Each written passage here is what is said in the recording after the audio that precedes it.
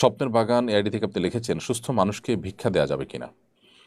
সুস্থ মানুষকে আপনি ভিক্ষা দিতে পারেন, তবে একটা হাদিস পাওয়া যায় যে একজন মানুষ শারীরিকভাবে সুস্থ সবল, তার প্রত্যেকটা অঙ্গ প্রত্যঙ্গ সুস্থ, এরকম মানুষ তিনি যদি ভিক্ষা, এরকম মানুষকে জাকাত যেন দেওয়া না হয়, সেখানে ভিক্ষা তো প্রশ্নই ওঠে না। কিন্তু যদি কেউ দেন তিনি গুনাহগার হবেন না।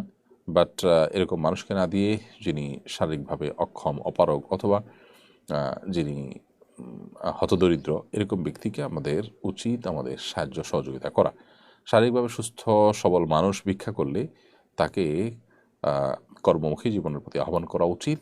তাকে ভিক্ষার পথ বাদ দিয়ে কাজের পথে যেন তিনি পা বাড়ান, সেজন্য তাকে নসিহা করা উচিত, অনুরোধ করা উচিত। হ্যাঁ, অবশ্যই অ্যাজ এ ভিক্ষুক তিনি একজন যাঞ্চাকারী, একজন প্রার্থনাকারী হিসেবে তাকে ধমক দেওয়া বা তার সাথে রূঢ় আচরণ করা উচিত নয়। আল্লাহ সুবহানাহু ওয়া তাআলা বলেছেন, আম্মা সাইলা ফালা তানহার, যে ভিখারি, যাঞ্চাকারী, তাদেরকে তোমরা ধমক দিবে না। অথবা আমরা তাদেরকে ধমক দিব না, ব্যবহার খারাপ করবো না, কিন্তু তাদেরকে অবশ্যই বলবো, আল্লাহ তোমাকে সুস্থ সবল করেছেন, তোমার ভিক্ষা না করে হাত না পেতে মানুষের কাছে তোমার হাত দিয়ে পা দিয়ে কাজ করা উচিত, এবং কোনো কাজকে ছোট মনে করা উচিত নয়। এবং কাজ করে যে উপার্জন হবে সেটা অল্প হলেও সেটা সম্মানের, সেটা বরকতের, সেই শিক্ষা দীক্ষা তাকে দেওয়া দরকার।